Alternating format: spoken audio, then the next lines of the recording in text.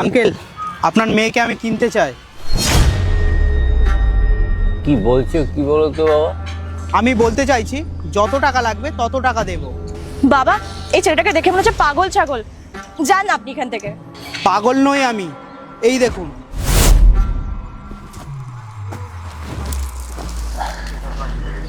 যত টাকা চাইবেন তত টাকা দেব আমি।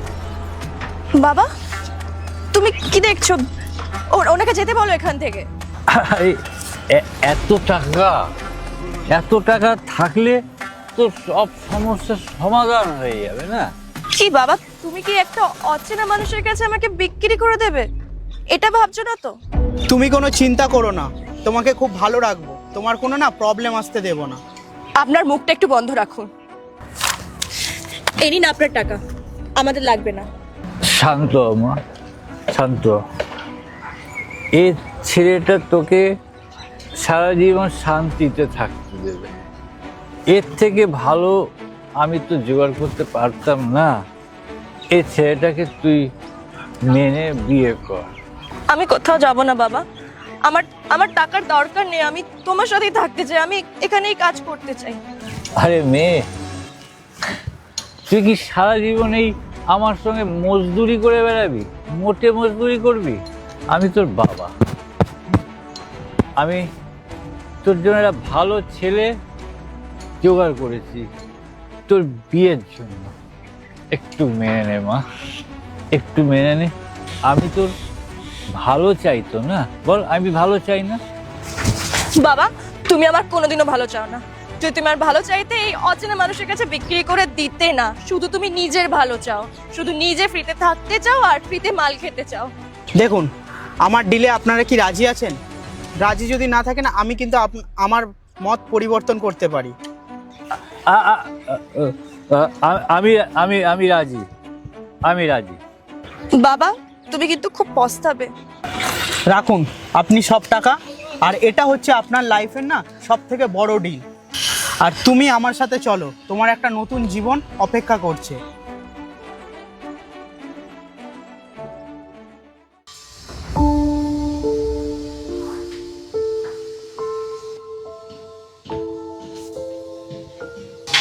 আজ থেকে এই বাড়িটা তোমার। এই নাও, এটা নাও। এটা এটার মধ্যে তোমার ড্রেস আছে। আর আজ থেকে ওই রুমটা তোমার।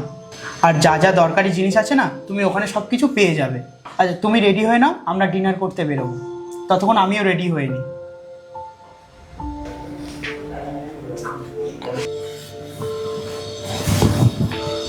ওয়াও, কি সুন্দর লাগছে তোমাকে। মনে হচ্ছে এই ড্রেসটা তোমার জন্যই বানানো। চলো। তুমি এরকম কেন করছো? আমি তোমাকে পছন্দ করি। পছন্দ? কিন্তু আমি তো তোমাকে চিনি না। তুমি আমাকে কি করে পছন্দ করলে? তুমি আমাকে চেনো না, কিন্তু আমি তোমাকে খুব ভালো করে চিনি। 2 মাস ধরে আমি তোমাকে ওই ছাদ থেকে দেখছিলাম, কিন্তু তোমাকে ওই সামনে গিয়ে বলার সাহসটা আমার কখনো হয়নি। কিন্তু কেনার সাহস আছে। আরে না, তুমি আমাকে ভুল ভাবছো। আমি এর জন্যই এটা করেছি, কেননা তোমার বাবা সবসময় মদ খেয়ে পড়ে থাকে।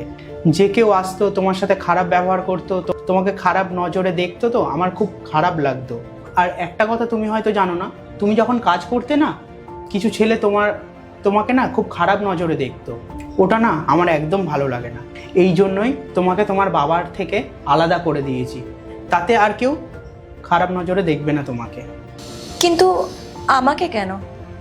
তোমাকে তো হ্যান্ডসাম দেখতে। তুমি তো আরো বড় লোকের মেয়ে পেয়ে যেতে, মডার্ন দেখতে।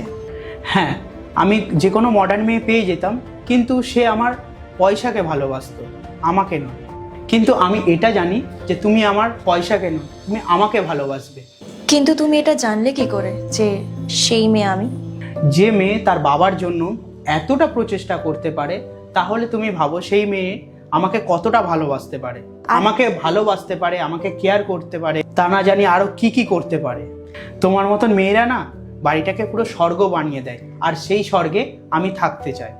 আমি তো ভেবেছিলাম তুমি মেয়েদেরকে ইউজ করে ছেড়ে দাও। না, আমি ওই রকম ছেলে নয়। আমি তোমাকে বিয়ে করতে চাই, তাও আবার তোমার ইচ্ছাতে।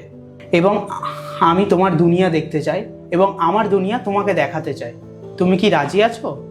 আমার রাজি হওয়া ছাড়া তোমাকে দেওয়ার মতো আর কিছু নেই। হ্যাঁ, আমি তোমাকে প্রমিস করছি আমি তোমাকে কোনোদিন রিগ্রেট হতে দেবো না।